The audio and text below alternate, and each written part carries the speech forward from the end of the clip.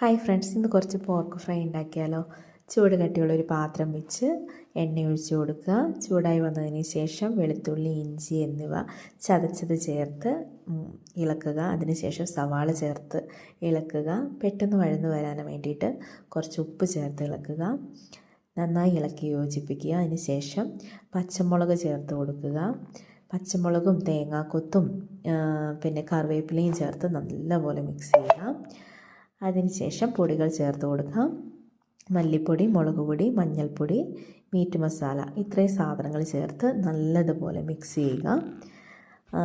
അതിൻ്റെ മസാലയുടെയൊക്കെ ആ പച്ചമണം മാറുന്നത് വരെ മിക്സ് ചെയ്യുക. അതിനുശേഷം വേവിച്ച് വെച്ച പോർക്ക് നമുക്ക് ഇട്ട് കൊടുക്കാം.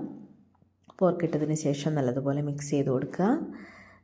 എല്ലാ ഭാഗത്തേക്കും മസാല എത്തുന്ന രീതിയിൽ മിക്സ് ചെയ്ത് കൊടുക്കുക. ഇപ്പം തന്നെ പോർക്കിൻ്റെ കളറൊക്കെ മാറിയിട്ടുണ്ട്.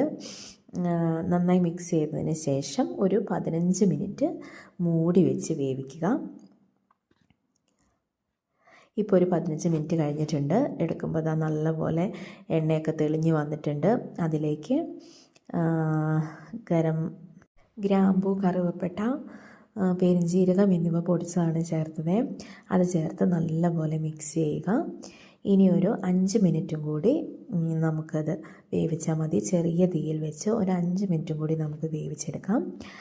ഒരു 5 മിനിറ്റ് കഴിയുമ്പോൾ നമുക്കിത് തുറന്ന് നോക്കാം. തുറന്ന് നോക്കുമ്പോൾ എണ്ണയെല്ലാം വറ്റി നല്ലപോലെ നല്ല കളറൊക്കെ മാറി നല്ല അടിപൊളി പോർക്ക് ഫ്രൈ ഇവിടെ റെഡി ആയിട്ടുണ്ട്.